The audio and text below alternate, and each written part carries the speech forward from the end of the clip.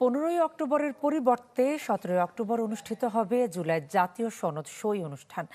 জনসাধারণের অংশগ্রহণের সুবিধায় এটি শুক্রবার ছুটির দিনে করার সিদ্ধান্ত নিয়েছে ঐকমত্য কমিশন। চ্যানেল 24কে কমিশনের সহ সভাপতি অধ্যাপক আলী রিয়াজ জানান, চূড়ান্ত হয়েছে বাস্তবায়ন প্রক্রিয়ার খসড়া। জুলাই সনদ প্রণয়ন ও বাস্তবায়ন নিয়ে শেষ হয়েছে দীর্ঘ আলোচনা। ৮৪টি বিষয়ে ঐকমত্য হয়েছে দলগুলোর মধ্যে। তবে এতে রয়েছে নোট অব ডিসেন্ট। সনদ বাস্তবায়ন নিয়েও হয়নি মতৈক্য।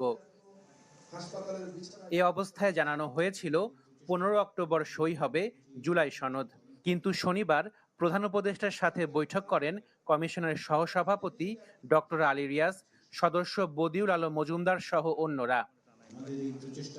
কমিশনের সহসভাপতি চ্যানেল 24কে জানান, আগ্রহী জনগণের অংশগ্রহণের সুবিধায় অনুষ্ঠানটি 17ই অক্টোবর শুক্রবার বিকেলে জাতীয় সংসদ ভবনের দক্ষিণ প্লাজায় অনুষ্ঠিত হবে।